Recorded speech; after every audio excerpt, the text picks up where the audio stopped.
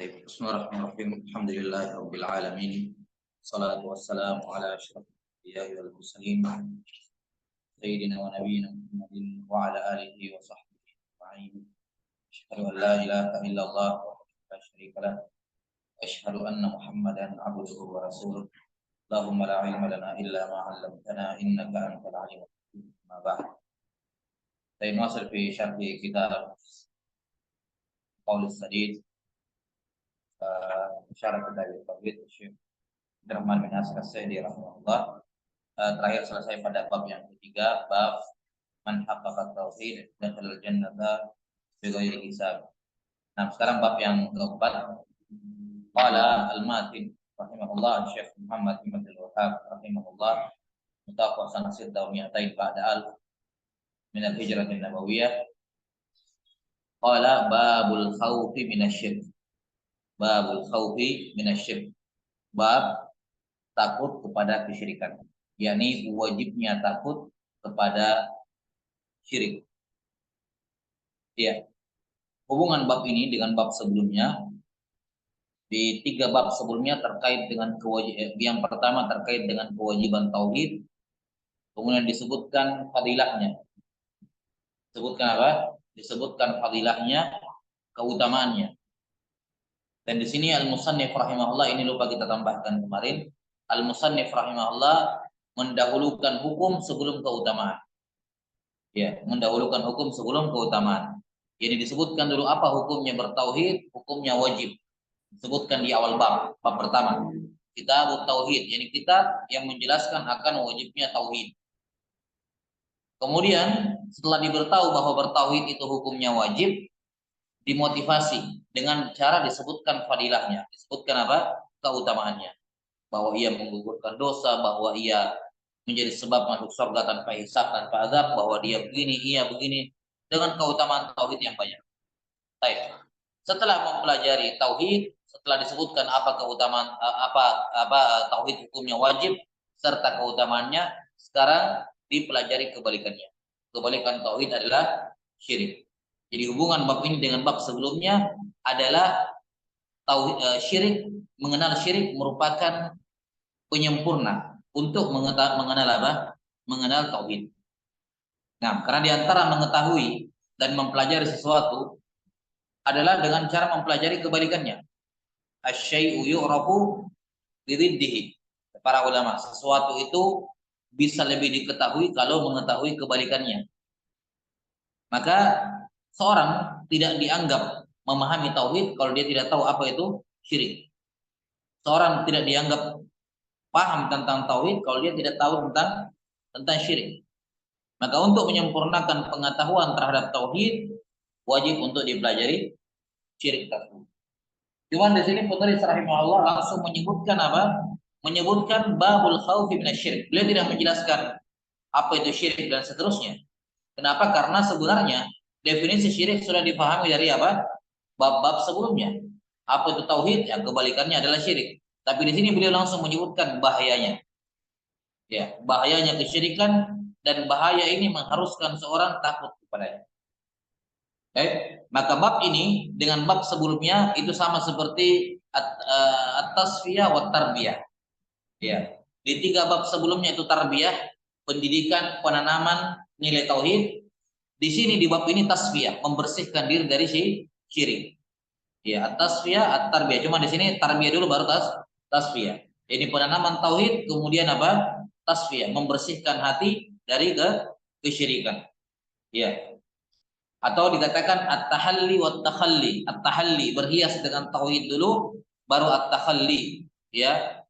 Nah, walaupun tentunya ini harus bersamaan ya. Cuman di sini mimbabi tartib saja, tartib fi dzikr. Yani tahalli, berhias dengan tauhid, baru di bab ini takhalli, berlepas diri dari kesyirikan. Baik, ini hubungan bab ini dengan bab sebelumnya. Kata beliau rahimahullah, babul khaufi minasyirik. Bab takut dari kesyirikan, yakni wajib. Di sini enggak disebutkan hukumnya.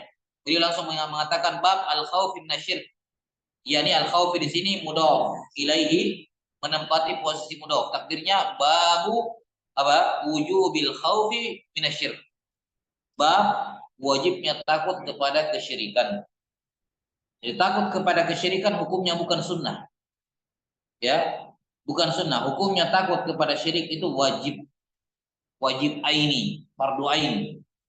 Setiap muslim dan muslimah wajib takut kepada kesyirikan. Bab wujubil khaufi minasyirik.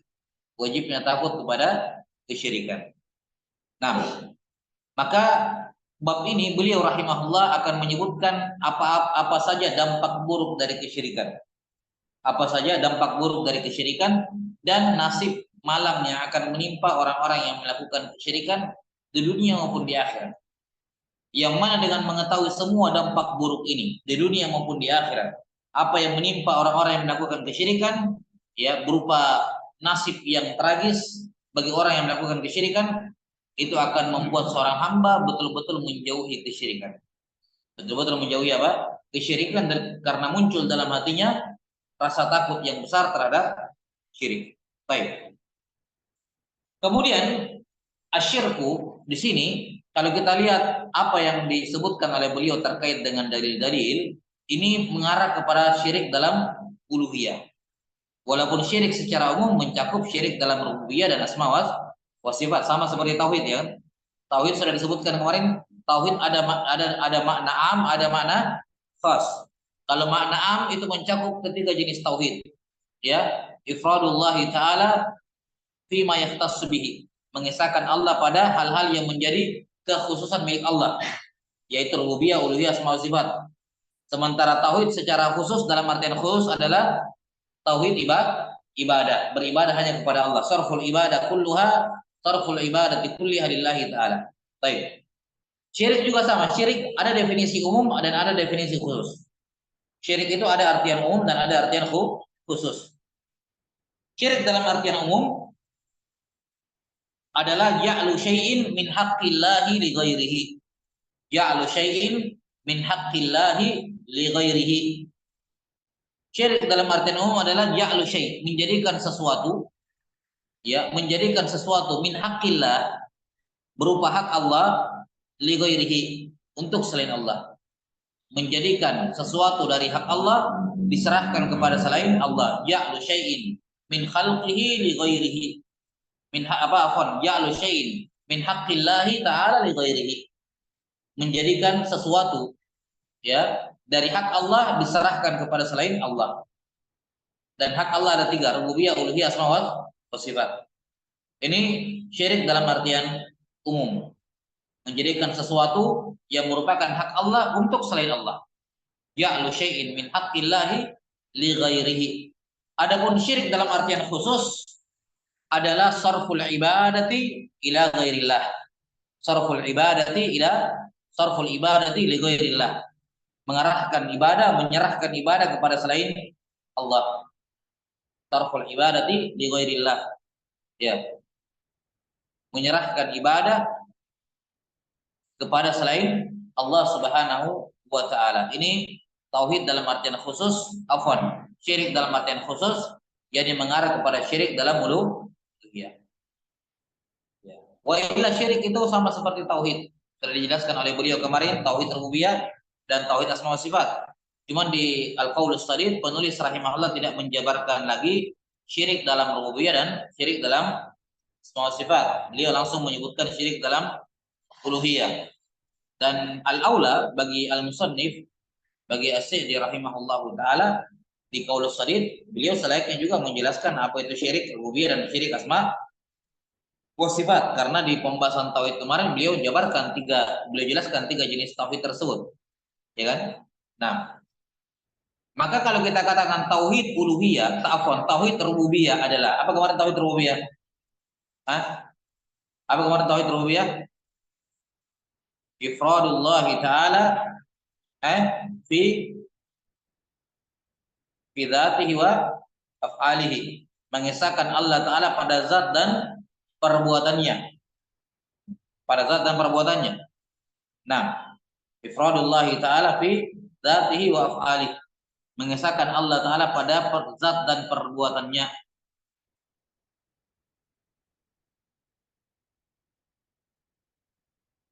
Baik. Berarti kalau syirik, berarti syirik dalam rububiyah kebalikannya. Syirik dalam rububiyah apa? Kebalikannya. Nah,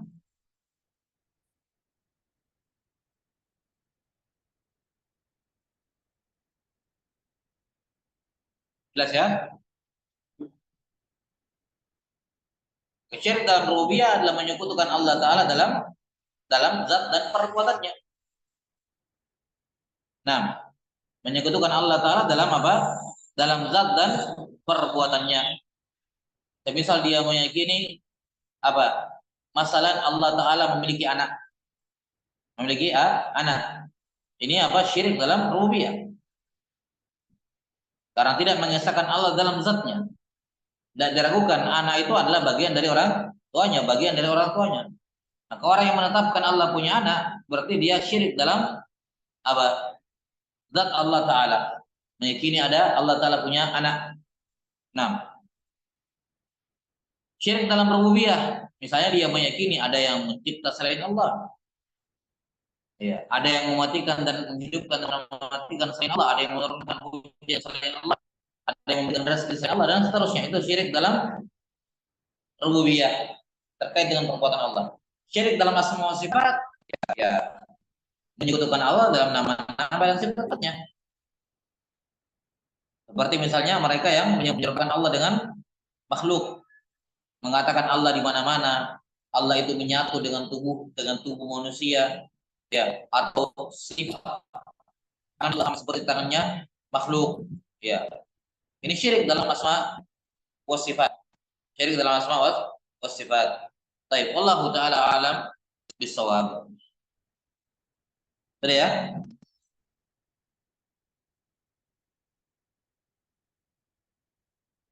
Baik. Kemudian syirik, asyirku, kesyirikan ada banyak pembagiannya. Kalau tadi dari sudut pandang apanya jenisnya syirik terbagi jadi tiga. Dari sudut pandang jenisnya ada syirik dalam rububiyah, syirik dalam uluhiyah yang akan dipaparkan, dan syirik dalam asma wa sifat. Ini pembagian syirik dari sudut pandang jenisnya, jenis kesyirikannya.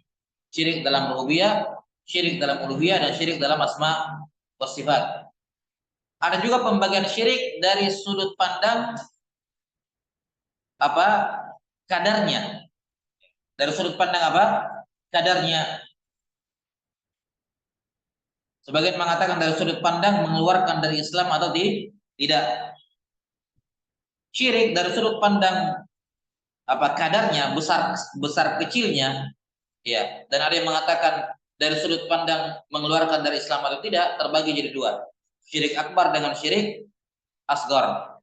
Syirik besar dan syirik kecil. Nah, syirik akbar dan syirik asgar. Baik. Adapun pendalilan terkait dengan pembagian ini, para ulama mengatakan pembagiannya berdasarkan nas dan mafhum terhadap nas. Pembagian dalil, pembagian syirik menjadi akbar dan asgar itu berdasarkan nas dan mafhum, pemahaman terhadap nas. Adapun nas akan disebutkan nanti oleh beliau rahimahullah di hadis yang pertama, akhwafu ma akhafu alaikum asyirkul asgar. Kata Nabi SAW, perkara yang paling saya takuti menimpa kalian adalah apa? Syirik asgar. Ini nas. Nas dari Nabi SAW ada syirik yang namanya asgar. Beliau yang langsung kasih nama. Akhwafu ma akhafu alaikum asyirkul asgar. Baik, ada yang tanya, terus syirik akbar mana dalilnya? Dalilnya adalah pemahaman terhadap nas, mafhum mukhalafahnya. Jadi kalau ada syirik asgar berarti ada syirik akbar. Jelas ya? Kalau ada syirik asgar berarti ada syirik akbar. Baik, jadi penamaan syirik asgar itu bin nas, berdasarkan nas. Sementara penamaan syirik akbar ya ini apa? Mafhum terhadap nas tersebut. Mafhum terhadap nas tersebut. Allahu taala alam bisawab.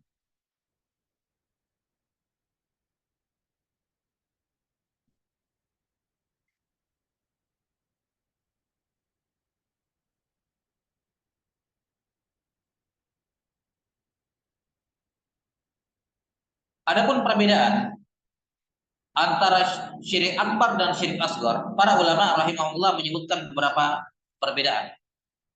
Ya. Perbedaan yang pertama atau sebelumnya, apa itu syirik akbar, apa itu syirik asgar? Apa itu syirik akbar? Apa itu syirik asgar? Syirik kecil. Syirik akbar adalah sarful ibadati li ghairillah. Sarful ibadati li ghairillah. Memalingkan ibadah untuk selain kepada selain Allah. Walaupun sedikit, walaupun kecil. Kapan seorang menyerahkan ibadah kepada selain Allah, maka telah melakukan syirik akbar. Sarful ibadati li ghairillah ta'ala. Menyerahkan ibadah kepada selain Allah, sekecil apapun ibadah itu. Biar berdoa satu kali kepada selain Allah, syirik akbar. Biar menyembelih satu ekor ya untuk selain Allah, syirik akbar. Walaupun satu kali. Kapan dia menyerahkan ibadah kepada selain Allah, maka itu syirik akbar. Apa itu syirik asgar? Syirik asgar adalah ma wasafahu syar'u bisyirki, ma wasafahu syar'u bisyirki wa laysa fihi sarful ibadati li ghairillah. Ma wasafahu syar'u, ini rasam ya, tarik di rasam. Ma wasafahu syar'u bisyirki wa laysa fihi sarful ibadati li ghairillah. Syirik asgar adalah ma wasafahu syar'u bisyirki. Semua yang syariat nyatakan sebagai syirik. Jadi syirik asgar adalah semua amalan, semua perkara yang syariat menyatakan itu syirik. Ma wasafahu syar'u bisyirki. Tapi lakin laisa fihi sarful ibadati li ghairillah. Tapi di situ tidak ada penyerahan ibadah kepada selain Allah. Ya, lakin laisa fihi sarful ibadah li ghairillah. Akan tetapi tidak ada penyerahan ibadah kepada selain Allah. Jadi ada suatu perbuatan syariat mengatakan itu syirik. Tapi kalau kita lihat bentuknya, nggak ada ibadah yang diserahkan kepada selain Allah. Maka itu syirik apa? Syirik asgar. Paham? Itu syirik asgar. Jadi syirik asgar adalah, kalau syirik akbar, penyerahan ibadah kepada selain Allah sekecil apapun. Ada bentuk penyerahan ibadah kepada selain Allah, itu syirik akbar. Kalau syirik asgar adalah ada keterangan dari syariat bahwa itu syirik. Dan sama sini ada keterangan dalam syariat bahwa itu apa? Syirik. Tapi ketika dilihat perbuatannya, tidak ada penyerahan ibadah kepada selain Allah di situ. Jelas ya? Maka dinamakan syirik asgar. Baik. Ini perbedaan definisi antara syirik akbar dengan syirik asgar. Jadi saya ulangi, syirik akbar itu menyerahkan ibadah kepada selain Allah sekecil apapun. Sementara syirik asgar adalah sesuatu yang syariat hukumi itu syirik, sifati itu syirik, tapi tidak ada penyerahan ibadah kepada selain Allah.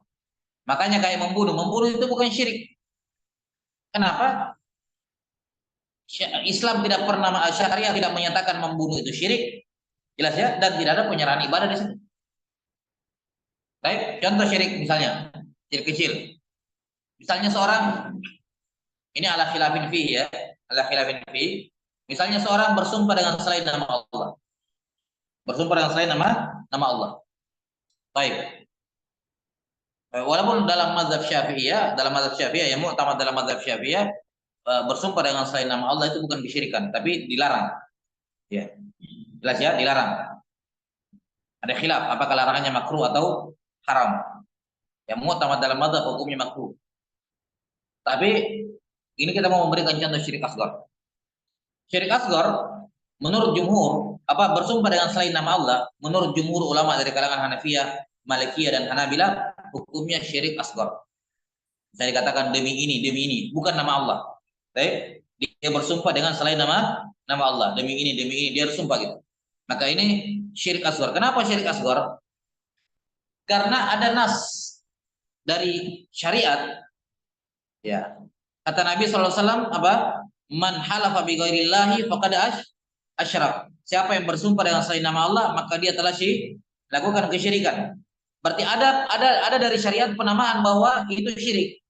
Tapi kalau kita lihat bentuknya, tidak ada ibadah yang diserahkan kepada selain Allah. Apa yang diserahkan kepada selain Allah? Dia bilang demi ini, demi itu, gitu. Jelas ya? Disebut nama selain Allah. Sekedar dengan mulutnya saja, paham ya? Sekedar dengan apa? Mulutnya, tanpa mengagungkan yang dipakai namanya disembah. Yang dia pakai bersumpah. Kalau dia pakai namanya seorang selain Allah bersumpah, disertai dengan pengagungan, penghormatan, tunduk kepadanya, maka itu jadi syirik akbar. Karena ada ibadah yang diserahkan, yaitu ibadah ta'zim. Tapi kalau sekedar di mulut dia bilang demi ini sambil santai ngomongnya tanpa ada keyakinan tertentu kepada yang dipakai namanya bersumpah, maka ini syirik asgor. Kenapa syirik asgor? Karena tidak ada penyerahan ibadah kepada selain Allah. Tapi ada dalil mengatakan itu syirik. Paham ya? Wallahu a'lam bishawab. Ya. Adapun para fuqaha Syafi'iyah mengatakan hadisnya tidak sahih. Hadis itu memang dipermasalahkan. Jelas ya? Nah, para ulama mendoifkan hadis tersebut. Ala kulli hal, ini kita memberikan contoh syirik asghar saja dari pandangan jumhur al ulama, ya, dari kalangan aimmatul madzahibil arba kecuali Syafi'iyah. Baik. Ini syirik asghar. Contoh lain, ada seorang yang meyakini Allah Ta'ala yang menyelamatkan saya. Menyelamatkan saya. Tapi dengan sebab saya pakai gelang ini. Saya pakai gelang ini makanya Allah selamatkan saya. Ini termasuk bentuk kesyirikan akan disebutkan nanti. Di bab terkait dengan apa? Terkait dengan halqah, memakai gelang dan semacamnya. Ya. Tali-tali dan semacamnya yang diikat dengan keyakinan Allah memberikan perlindungan kepadanya. Kata para ulama, kalau dia meyakini benda itu yang menyelamatkan dia, itu syirik akbar. Karena jelas apa? Ini syirik dalam rububiyah. Meyakini ada selain Allah yang menyelamatkan. Ini syirik akbar ini. Tapi kalau dia meyakini Allah yang menyelamatkan, cuman dengan sebab benda ini syirik asgar. Kenapa? Karena tidak ada ibadah yang diserahkan kepada selain Allah. Tidak ada keyakinan rububiyah yang diserahkan kepada selain Allah. Dia tetap meyakini Allah yang menyelamatkan. Cuman dengan sebab ini benda. Baik, lah bahasa.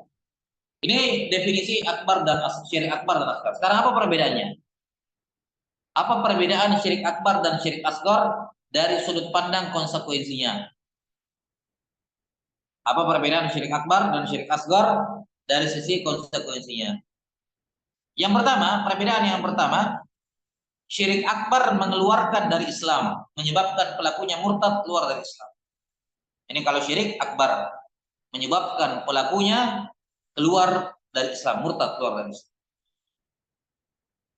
Sementara syirik asgar tidak. Syirik asgar tidak. Orang yang melakukan syirik asgar masih muslim. Masih muslim. Baik, ini perbedaan yang pertama.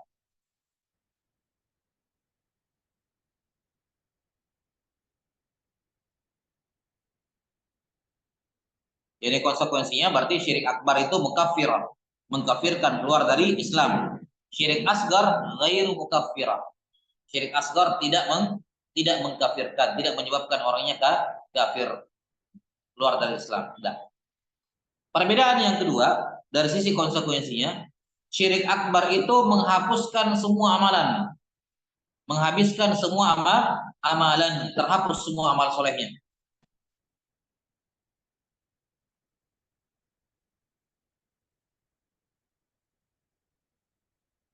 Ini syirik akbar. Adapun syirik asgar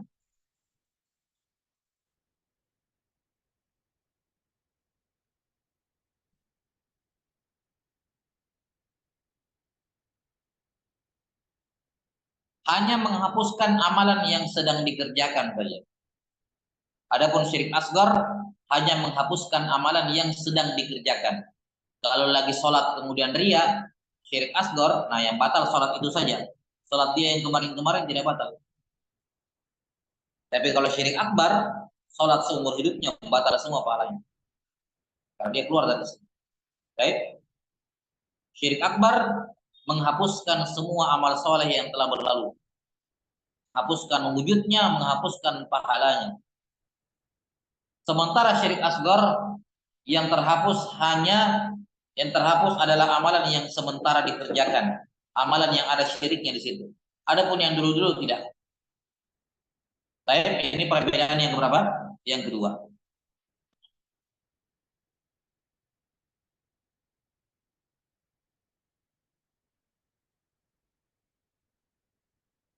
Perbedaan yang ketiga, pelaku syirik akbar kalau meninggal tidak taubat ya. Ini kita berbicara kalau meninggal tidak taubat. Kalau taubat kan semua terhapus. Pelaku syirik akbar itu pasti masuk neraka. Pelaku syirik akbar pasti masuk neraka. Pasti. Kalau dia meninggal tidak bertobat, ya, meninggal tidak bertobat, maka pelaku syirik akbar pasti masuk neraka. Sementara pelaku syirik asgor kalau meninggal tidak bertobat, masih ada kemungkinan tidak masuk neraka. Masih ada kemungkinan. Jelas ya? Kapan? Kalau amal solehnya itu berat sekali sampai mengalahkan beratnya syirik asgor yang dia punyai. Karena nanti kan syirik asgor dinaikkan di timbangan bersama dengan amal buruk yang lain. Paham ya? Dinaikkan bersama dengan dosa-dosa besar dan seterusnya. Itu syirik asgor dinaikkan juga di timbangan. Dan pahalanya, ibadahnya dinaikkan di timbangan lain. Nah, kalau misalnya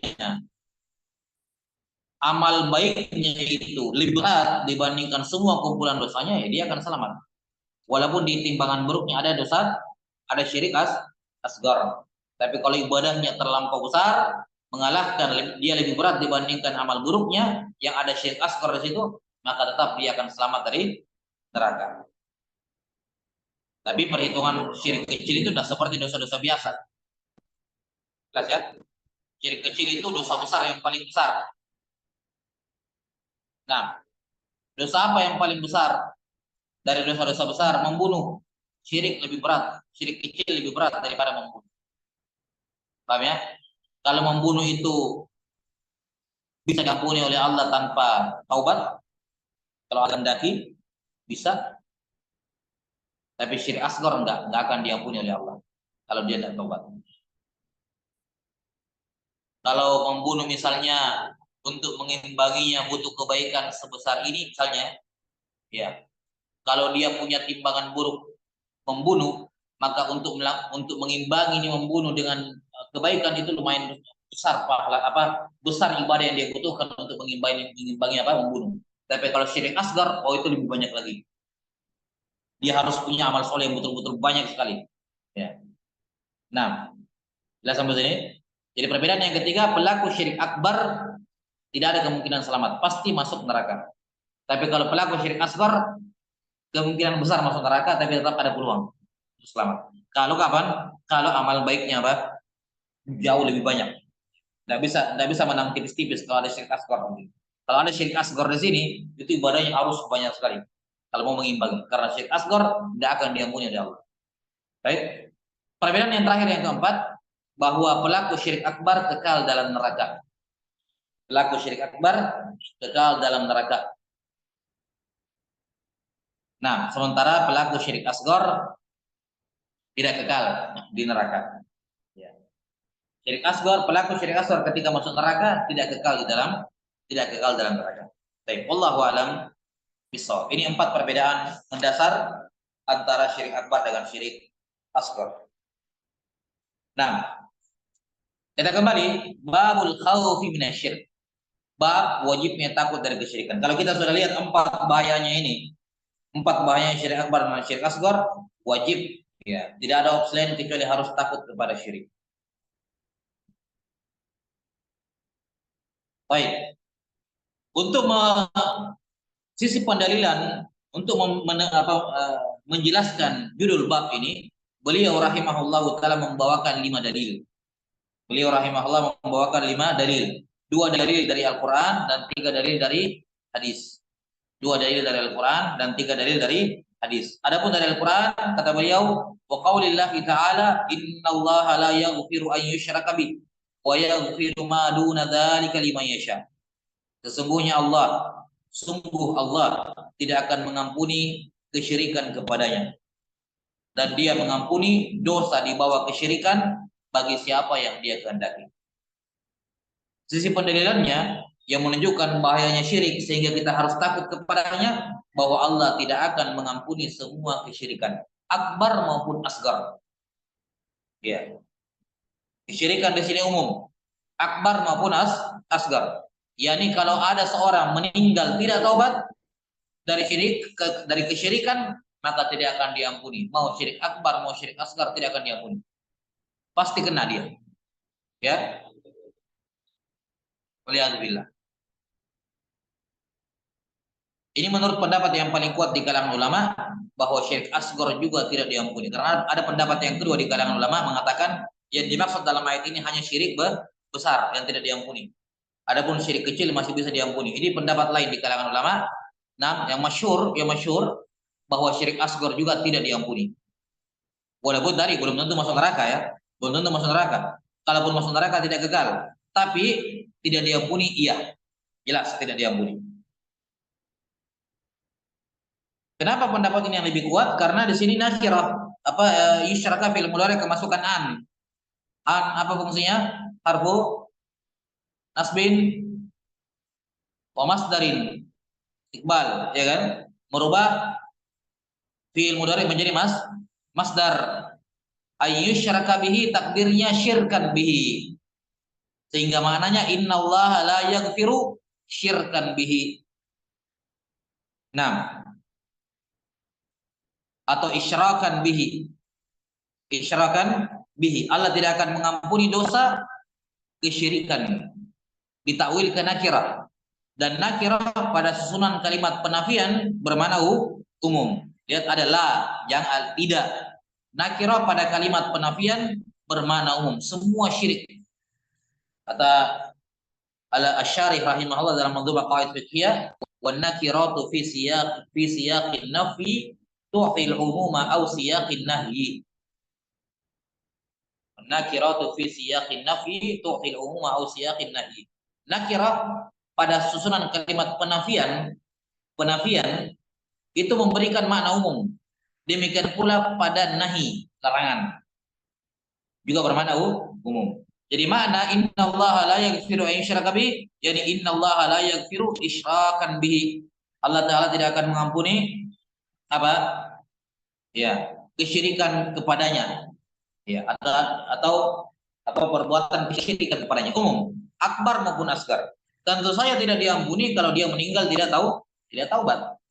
Kalau dia sempat taubat sebelum meninggal, ya semua diampuni, termasuk akbar, termasuk syirik akbar. Maka ayat ini hanya berlaku bagi mereka yang meninggal tidak taubat. Adapun kalau dia sempat taubat sebelum meninggal, maka ayat ini tidak berlaku. Paham ya? Kalau ada orang pernah berbuat syirik akbar, syirik asgar, waliyadzubillah, terus dia taubat sebelum meninggal, maka ayat ini tidak berlaku baginya. Yang berlaku adalah ayat yang lain, innallaha yaghfirudz dzunuba jami'an. Allah mengampuni semua dosa, termasuk akbar, syirik akbar. Yang penting taubat sebelum meninggal. Baik. Jadi ini jelas menunjukkan bahayanya kesyirikan, bahwa ia merupakan satu-satunya dosa yang tidak akan diampuni oleh Allah kalau pelakunya tidak taubat sebelum meninggal. Syiriknya akbar maupun asgar. Ini dosa apa lagi yang sebesar ini? Tidak ada. Makanya wajib takut kepada kesyirikan. Bagaimana dengan dosa di bawah kesyirikan? Kata beliau, kata Allah Ta'ala, wa yaghfiru ma duna dzalik. Allah mengampuni dosa duna. Apa itu duna? Di bawah kesyirikan, bukan selain kesyirikan. Di bawah. Allah mengampuni dosa yang derajatnya di bawah kesyirikan. Itu pun tidak semua, lima yasha, hanya untuk orang-orang tertentu yang Allah maui saja, yang Allah kehendaki. Jadi kalau ada orang, ya, ada 100 orang misalnya, 100 orang pernah membunuh, ada yang berjudi, ada yang berzina, ada yang minum minuman keras, ya, dan seterusnya. Dan mereka semua meninggal tidak taubat, maka masih ada kemungkinan diampuni kalau Allah kehendaki. Tidak semuanya juga Allah kehendaki. Lima yasha, hanya bagi yang mau, yang Allah inginkan saja. Jelas sampai sini? Ya, maka kata duna di sini bermakna di bawah, tahta syirik. Bukan selain syirik. Jangan diterjemahkan Allah mengampuni dosa selain syirik. Paham ya? Karena dosa selain syirik ada juga yang tidak diampuni, yaitu apa? Dosa kafir. Kufur itu beda dengan syirik. Paham ini? Ya. Jadi kalau dosanya selain syirik, tapi selevel dengan syirik juga tidak akan diampuni. Kalau dia satu tingkatan dengan syirik. Makanya duna di sini bermakna tahta, di bawah levelnya kesyirikan. Adapun dosa-dosa yang bukan syirik, tapi selevel dengan syirik juga tidak diampuni. Contoh, ada orang pergi bakar Al-Quran. Ada orang pergi bakar Al-Quran karena benci. Ini bukan syirik kan? Tidak ada penyerahan ibadah kepada selain Allah. Tapi ini kekafiran. Sederajat dengan kekafiran. Tidak akan sederajat dengan apa? Syirik. Tidak akan diampuni. Jelas sampai sini? Nah, ada orang robek mushaf, robek Al-Quran. Dia lempar Al-Quran. Karena apa? Dengan sengaja sadar gitu. Maka ini kekafiran. Walaupun bukan kesyirikan, tapi tidak akan diampuni. Kenapa? Karena selevel dengan kesyirikan. Jadi diampuni hanyalah yang di bawahnya syirik. Baik. Ayat yang kedua, waqala al-Khalil alaihi salam wajnubni wa baniya an na'budal asnam. Ya.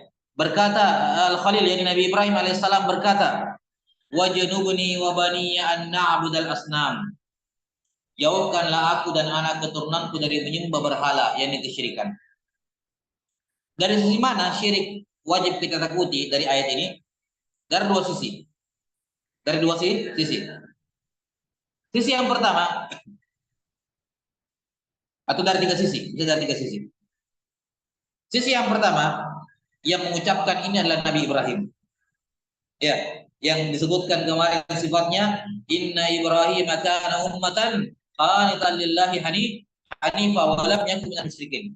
Yang minta perlindungan dari menyembah berhala, yang berdoa minta dijauhkan dari syirik siapa? Nabi Ibrahim. Bukan orang biasa, bukan nabi-nabi biasa. Nabi Ibrahim saya takut sama syirik. Nabi Ibrahim saja apa? Takut kepada kesyirikan. Makanya para ulama salaf ketika mengomentari ayat ini, sebagian mengatakan faman ya'manul bala'a ba'da Ibrahim. Siapa lagi yang merasa aman dari kesyirikan kalau Ibrahim saja merasa tidak aman? Kalau Ibrahim saja takut dari kesyirikan, siapa yang berani bilang dia tidak takut sama syirik? Kalau Ibrahim saya takut terjerumus ke dalam kesyirikan, siapa yang berani bilang tenang, saya tidak akan melakukan syirik? Tidak ada. Hanya orang bodoh kalau dia mengatakan saya sudah aman dari syirik. Saya kalau bikin dosa ya paling dosa-dosa ya bid'ah mungkin, tapi kalau syirik tidak akan. Saya tidak akan berbuat kesyirikan. Ini orang bodoh. Paham ya? Orang tidak kenal bahayanya syirik kalau dia berani menjamin dirinya saya tidak akan berbuat syirik. Hanya orang bodoh. Jelas ya? Karena fakta di lapangan banyak orang-orang yang tadinya berilmu, bahkan ada yang murtad. Ulama, bahasa ini, ulama sudah jadi level ulama, ada yang murtad, ada yang jadi ateis, ada. Di zaman sekarang, zaman-zaman belakang. Maka tidak boleh seorang itu merasa aman dari kesyirikan. Tenang, saya insya Allah sudah aman dari syirik. Saya sudah pelajari, saya sudah ini, saya tidak akan berbuat syirik. Ini orang bodoh. Ini menunjukkan dia tidak tahu apa itu kesyirikan. Makanya dia bilang saya tidak akan terjerumus. Karena dia tidak tahu apa itu syirik. Nah, kalau Nabi Ibrahim alaihissalam saja takut kepada kesyirikan. Ya, dia takut. Kenapa? Dari mana kita katakan takut? Karena beliau berlindung dari syirik. Kalau seorang berlindung dari sesuatu berarti dia takut kepada sesuatu tersebut. Nah, kalau Ibrahim alaihissalam saja takut, maka kita lebih wajib lagi untuk takut. Kalau Nabi Ibrahim saja berlindung dari kesyirikan, maka kita lebih wajib berlindung berdoa kepada Allah dari kesyirikan. Ini sisi yang pertama. Sisi yang kedua,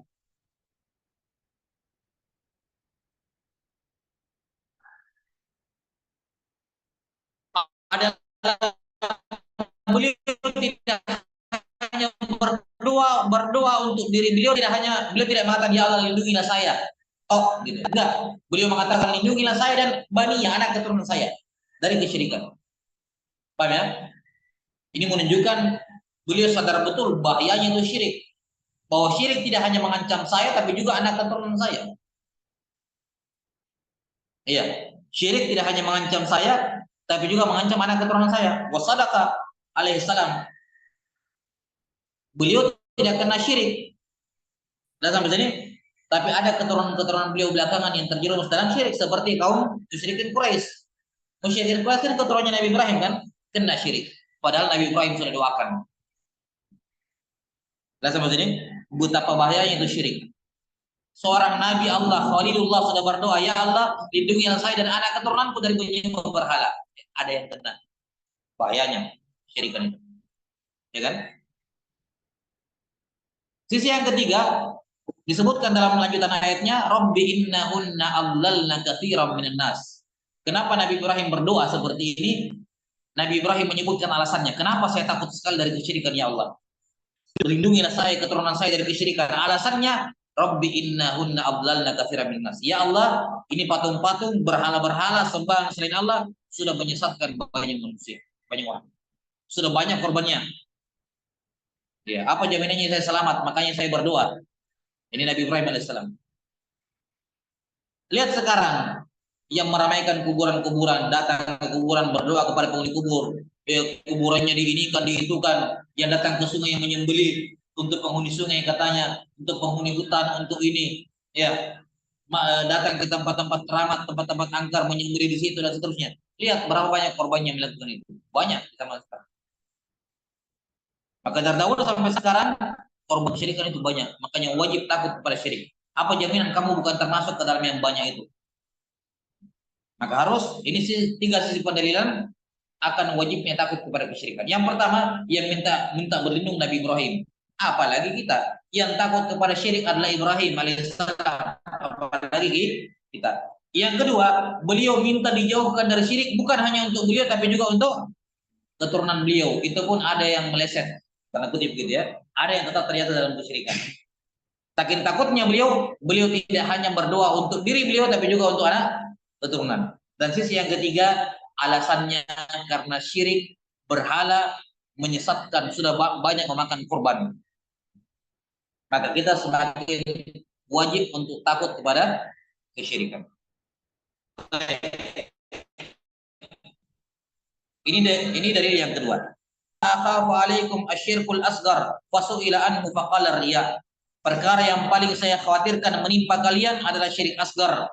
Ditanya, apa itu syirik asgar? Beliau menjawab, riya. Sisi pendalilannya, mengapa wajib takut dari kesyirikan berdasarkan hadis ini? Karena Nabi SAW langsung bilang, akhwafu ma akhafu alaikum. Ini jelas ya, sesuai dengan judul bab. Al-khawfu minasyirik. Akhwafu ma akhafu alaikum syirkul asgar. Dari sinilah Al-Musannif mengambil judul bab dari hadis ini. Jelas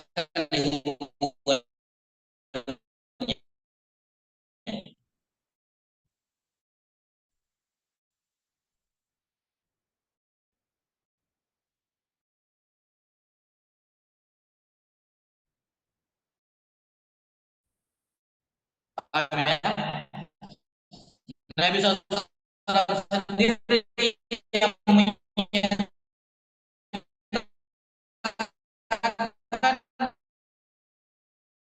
bahwa pelanggaran ini belum paling cantik, apalagi manusia. Nggak sampai sini. Tapi dia para sahabat Nabi Muhammad bagaimana kesolehannya, bagaimana Nabi bilang kepada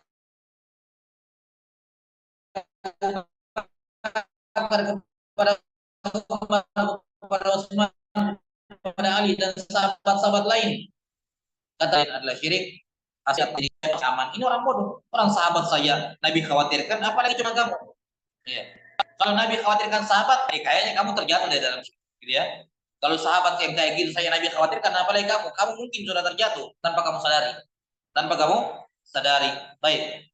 Dalil yang keempat, wa Ibnu Mas'ud radhiyallahu anhu, anna Rasulullah sallallahu alaihi wasallam qala man mata wa huwa yad'u min dunillahi dakhala an-nar, rawahu al-Bukhari. Dari Ibnu Mas'ud radhiyallahu anhu, bahwa Rasulullah SAW bersabda, siapa yang meninggal, ini mamata, ini memperjelas makna ayat di atas bahwa Allah tidak mengampuni dosa kesyirikan. Bagi siapa? Bagi yang meninggal di atas kesyirikan, yang tidak bertobat sebelum meninggal. Maka kalimat man mata memperjelas makna ayat yang pertama. Iya, memperjelas makna ayat yang pertama, yakni Allah tidak mengampuni dosa syirik kalau meninggal di atasnya. Mata wa huwa yad'u min dunillahi niddan dakhala nar. Siapa yang meninggal dalam keadaan beribadah kepada selain Allah, maka dia masuk neraka.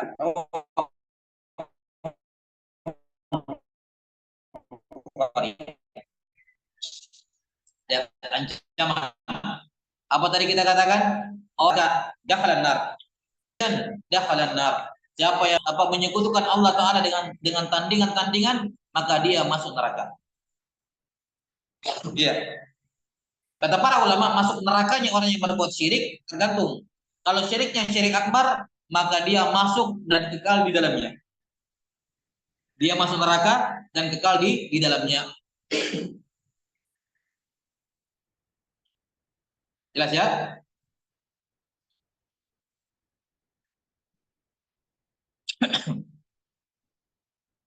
Adapun orang yang melakukan syirik asgar, ya, yakni karena nanti akan diterangkan di bab yang akan datang, kalimat wa huwa yad'u min dunillahi niddan ini mencakup syirik kecil. Ya, nanti akan disebutkan bahwa salah satu bentuk mengambil tandingan ada yang bentuknya syirik kecil.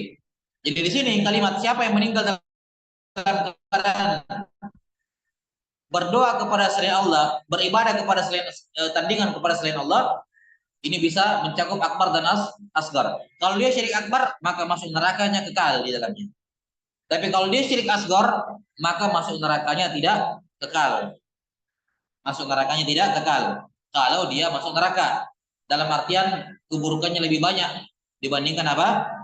Kebaikannya. Tidak ada kebaikannya yang bisa mengalahkan syirik asgornya. Maka dia akan masuk neraka tapi tidak kekal.